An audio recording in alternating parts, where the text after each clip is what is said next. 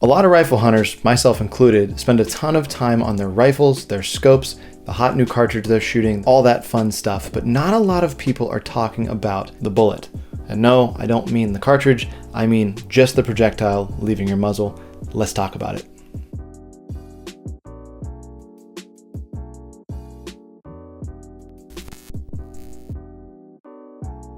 Gentlemen, welcome to the video, welcome to the channel if it's your first time here. Today we're going to be talking about the 5-ish types of hunting bullets that I believe are most relevant to hunters across the United States. Each of the bullets that we're going to talk about in this video do their job to put your animal down as quickly as possible, a little bit differently than the last. Because of this, I think it's important that hunters understand the bullet they're selecting and what traits it's going to have versus some other bullets on the market so that you can load the best tool for the job into your rifle. Bullet choice affects a few different traits that are relevant to the hunter across pretty much the entire world. The most important trait, as far as I can tell, is the reliability and the ability to expand. You need that expansion to be violent and wide enough to do the damage that we are talking about, as well as reliable enough so that you know when you squeeze off that trigger, that bullet is going to impact and open up like a nice little mushroom and do its job on that animal. The second trait is going to be the depth to which that bullet can penetrate. Penetration is obviously very important because you need to actually get that bullet deep enough to hit the good stuff on an animal and put them down quickly and ethically. Different bullets have a different capacity to penetrate deeper than others based on construction and a few different things that we will talk about very soon. The third trait that we're going to talk about for hunting bullets is its minimum impact velocity to still initiate expansion. Certain bullets require a faster velocity to actually open up the front nose of that round, and other ones can operate at a much lower velocity. Some bullets can actually be pushed too fast, causing them to open up too quickly, fragment, and then not penetrate as deeply as we need. So we're going to talk about that as well. First bullet on the list is the standard cup and core bullet, also known as the round that your grandfather used to hunt with. So as you can see, very old school bullet design right here. You've got a round nose, exposed lead tip, and honestly, it's kind of crazy to imagine that people ever killed deer with a cup and core bullet, right? Because it's just so low tech and so out of date. Incorrect. This is the 6.5 PRC loading from Hornady in their ELDX Precision Hunter line. The ELDX bullet is nothing more than a standard cup and core projectile with a polymer tip added to the front to initiate expansion. Pause. Correction time. In this portion of the video, I was mentioning how the ELDX is a standard cup and core bullet. That's not entirely correct. It does have an interlock ring that adds to its durability. What I meant to say was the ELDM from the match line from Hornady. That bullet is a better representation of the cup and core category. So for this section of the video, just replace ELDX with ELDM and you'll be right back on track. This design has been around forever and it's still around right now in some of the most mainstream ammo on the market, and it's not going anywhere because it's very, very effective. Let's talk about it. There's a few big pros of hunting with a cup and core bullet like this one here with the exposed lead tip. Number one being it's very cheap to manufacture, which means it's very cheap to purchase as a shooter. Because it's so affordable, it makes it very easy to push a very large volume of fire through your rifle, making you a more efficient and effective shooter overall. Secondly, these bullets expand violently at some pretty moderate speeds, right? You don't have to push them super fast to get them to expand. When they do expand correctly and they mushroom out the way that they're intended to do, the results are absolutely devastating. On a broadside whitetail, through the ribs, just behind the shoulder, these are going to put them down extremely fast. Now I mentioned broadside shots because through a shoulder blade or going on a quartering away or a quartering to shot where you have a longer flight path for that bullet to move through the animal before it actually hits the vitals, cup and core bullets can start to struggle a little bit, especially if you push them too fast. If you push a super soft bullet like this one very, very fast, let's say somewhere over 3,000 feet per second, close range on a deer, elk, bear, whatever you happen to be hunting, and you happen to impact bone, you're in for a possible bad time. Because of this limitation in penetration and shot angle, it would not be my first choice for extremely durable game with heavier bone structures like bull elk and things like that. Now, my experience hunting elk is exactly 0, so don't take my word for it, but in theory, something like this would not be perfectly suited for a quartering to or a quartering away shot on something larger than a whitetail or a mule deer. And if you want something that's sporting a little fancier design and a little higher ballistic coefficient for longer range shots, something like the ELDX is definitely something to look into. A lot of companies make some great cup and core bullets that have higher ballistic coefficients and can be launched out of more modern cartridges to give you a little bit more performance. We'll get back to the video in just a second, but first, if you're enjoying the video so far and haven't already subscribed to the channel, please consider hitting subscribe right down below. It is by far the best way to support the channel, and it's completely free. So thank you so much for doing that, and now we're moving on.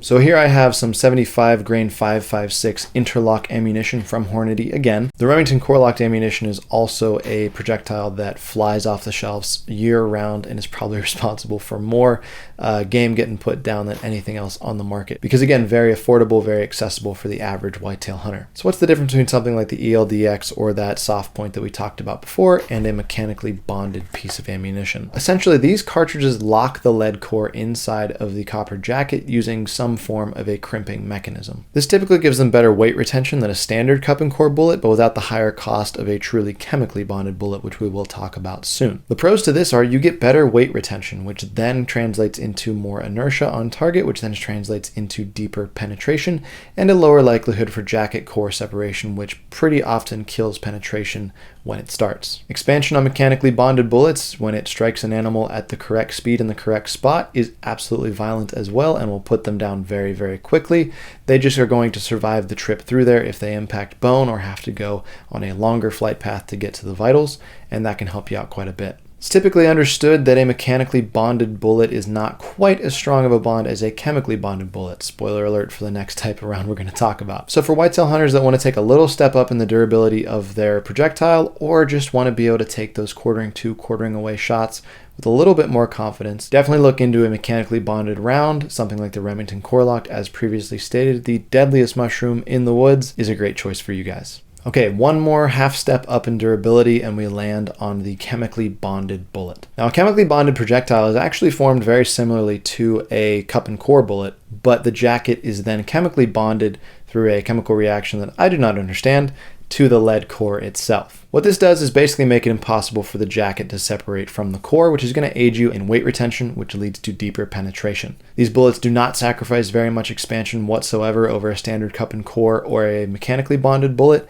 They are just even less likely to fragment on impact and separate that core from the jacket, which gives you more reliable and repeatable experience, which is something that we all want. This would be my choice if I was going after a much heavier bodied whitetail, say up in Saskatchewan or something like that, or if I was moving out west and taking on elk, or if I was taking on larger black bears somewhere else in the United States. In my opinion, the chemically bonded bullet strikes a really nice balance between the standard cup and core bullet and the next projectile on the list, which I won't spoil just quite yet, wherein it's going to get some really high weight retention, leading to some really nice penetration, and very, very reliably do so. If you're looking for examples of this bullet on the market, I recommend taking a look at the Accubon Long Range or the Terminal Ascent bullet. There are some cons to take into account with these bullets, however, namely being that they are a bit more expensive than their mechanically bonded or cup and core counterparts. That's hard to say. Now for my biased favorite bullet design on the market, the full copper monolithic projectile. So what I have here is a Barnes TTSX load in 308 with a 130 grain bullet up top. These are some fairly spicy hand loads that I threw together for my own deer hunting, and they have worked absolutely perfectly for all my uses. A monolithic projectile is exactly what it sounds like. There is no lead in this design, it is only copper. Now when I say that, a lot of people think that a full copper projectile does not expand. That is not true. There are some copper solids that are very popular over in Africa for taking on dangerous game. Those do not expand. Those are meant to shoot a straight line penetration through a very dangerous animal, say a Cape buffalo or something like that, break bone and anchor them in place so that they don't kill you. This version of the copper projectile does a different job in that it is still cut to expand when it impacts an animal. Those petals typically fold back to a certain point and they meet the main shank of the bullet, and expansion stops at that point. This means that as long as you're hitting that animal at the correct bullet velocity, that expansion is not going to overexpand and pull that bullet apart.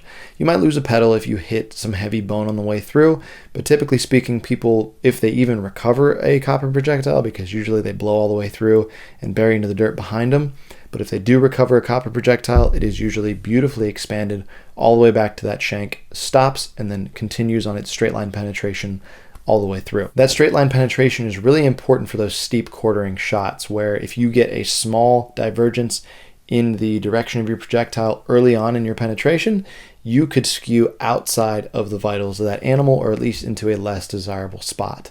The straight line penetration of the TTSXs and some other copper projectiles on the market is one of the reasons that I rely on them for most, if not all, of my hunting in recent years. Now, the cons of monolithic copper projectiles are a little bit inconvenient in that they include price.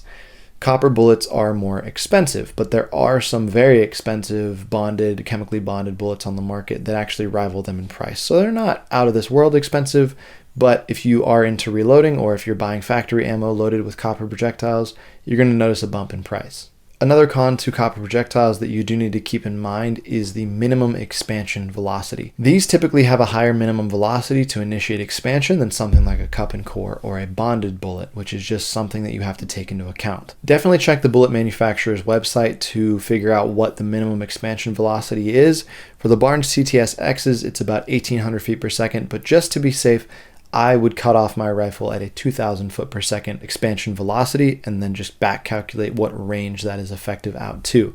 For these 308s, it's about 450 yards, which is far outside of anything that I have to shoot in my neck of the woods, especially with a 308. So as long as you keep that velocity up on whatever cartridge you are loading a copper bullet into, you shouldn't have much of a problem. But it is definitely something to keep in mind, as those extreme long range shots on game are not ideally suited for a copper projectile in general. But I feel I should also mention that most hunters across the US aren't shooting at ranges that would make a copper projectile ineffective to begin with. But if you are one of those guys that is into the extreme range hunting, again, be very careful with that.